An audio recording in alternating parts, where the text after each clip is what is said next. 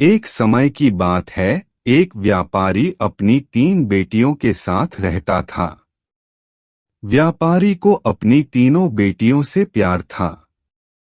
एक दिन उसे किसी काम से दूसरे देश जाना था। जाने से पहले व्यापारी ने अपनी तीनों बेटियों को अपने पास बुलाया और पूछा, मेरी प्यारी बच्चियों, कहो मैं परदेश से तुम तीनों के लिए क्या लाऊं?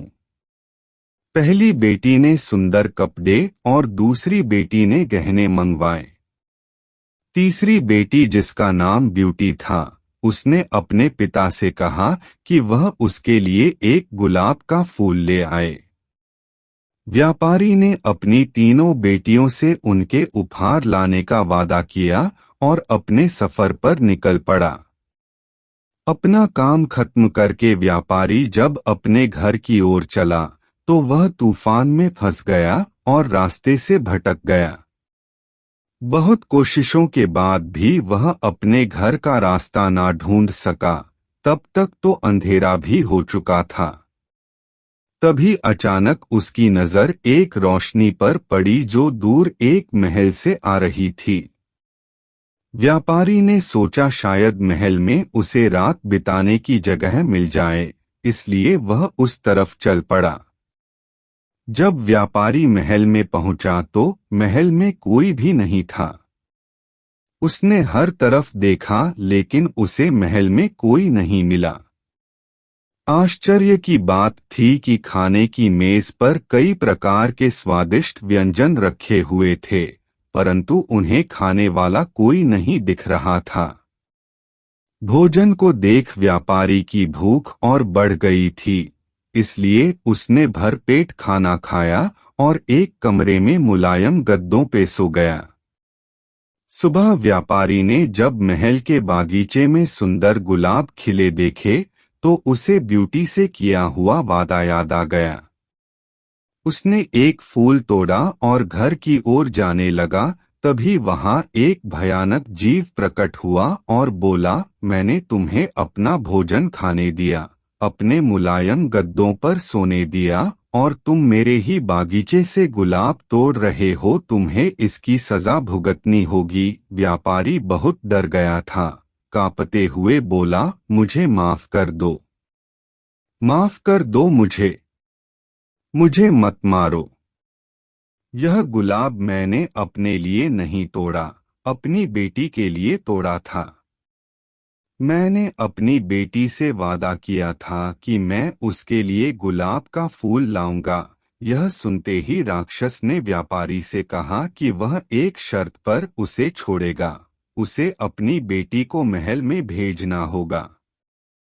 डरा और घबराया हुआ व्यापारी अपनी बेटी को भेजने का वादा कर वहां से चला गया।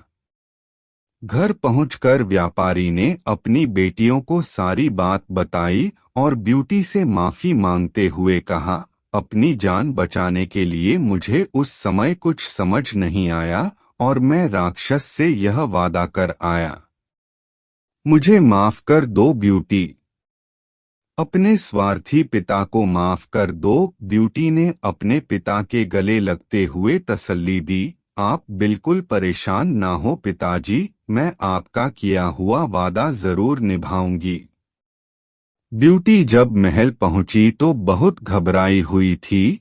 राक्षस का भयानक चेहरा देखकर वह बहुत डर गई, लेकिन राक्षस ने उसका खुले दिल से स्वागत किया। राक्षस ने उसे रहने के लिए अपने महल का सबसे अच्छा कमरा दिया और जब ब्यूटी आग के सामने बैठकर कढ़ाई करती तब राक्षस उसके पास घंटों तक बैठा रहता और उसे निहारता रहता। धीरे धीरे दोनों को एक दूसरे का साथ अच्छा लगने लगा और वे अच्छे दोस्त बन गए। अब वह दोनों सारा दिन एक दूसरे से बातें करते और खुश रहते। राक्षस को ब्यूटी बहुत अच्छी लगती थी और वह उससे शादी करना चाहता था, लेकिन डरता था कि ब्यूटी एक राक्षस से कभी शादी नहीं करना चाहेगी।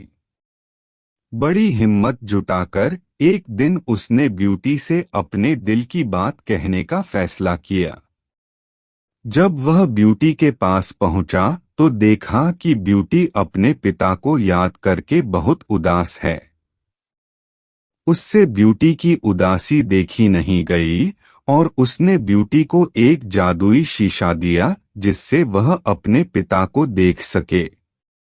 ब्यूटी बहुत खुश हुई, लेकिन जब उसने अपने पिता को देखा तो वह बहुत बीमार थे।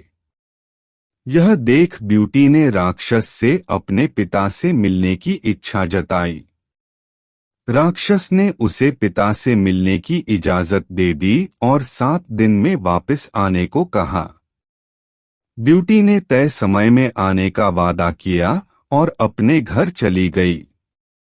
ब्यूटी को सामने देख व्यापारी खुश हो गया और जैसे जैसे उसे पता चला कि राक्षस देखने में भले ही क्रूर हो लेकिन वह दिल का बहुत ही नेक और दयालु है, व्यापारी की सेहत और सुधरती गई। परिवार से मिलने की खुशी में 7 दिन कब निकल गए, ब्यूटी को पता ही नहीं चला। एक दिन ब्यूटी ने सपना देखा कि राक्षस की हालत बहुत खराब है और जल्दी ही मरने वाला है। अगले ही दिन वह महल वापस आ गई और उसने पाया कि राक्षस बगीचे में बेसुध पड़ा हुआ था, जैसे वह मर चुका हो। ब्यूटी उसे देखते ही रो पड़ी, तुम मुझे छोड़कर मत जाओ, मैं तुमसे बहुत प्यार करती हूँ और तुमसे शादी करना चाहती हूँ। मैं अपनी सारी जिंदगी तुम्हारे साथ बिताना चाहती हूँ। जैसे ही ब्यूटी ने यह शब्द कहे, एक रोशनी ने राक्षस को ढक लिया और जब रोशनी गायब हुई तो भयानक और क्रूर दिखने वाला राक्षस एक खूबसूरत राजकुमार में बदल चुका था। राजकुमार ने बताया कि एक दुष्ट जादूगरनी ने उसे एक राक्षस बना दिया था और सच्चे प्यार से ही उस जादू को तोड़ा जा सकता था। बहुत समय से राजकुमार उस लड़की को ढूंढ रहा था जो उससे उस रूप में प्यार करे जिससे सब डरते थे, जो उसकी सूरत से नहीं बल्कि उसके गुणों को चाहे। आखिरकार राजकुमार को उसका सच्चा प्यार मिल गया और वह बहुत खुश था। जल्द ही ब्यूटी और राजकुमार की शादी हो गई और वह अपनी गुलाबों सी खूबसूरत दुनिया में हंसी खुशी रहने लगे। शिक्षा: इस कहानी से हमें यह शिक्षा मिलती है कि हमें किसी की सूरत को देखकर उसकी सीरत का अंदाजा नहीं लगाना चाहिए। इंसान का बाहरी रूप सिर्फ दिखावा है, उसका साफ दिल, उसके गुण देखकर इंसान से प्यार करना चाहिए।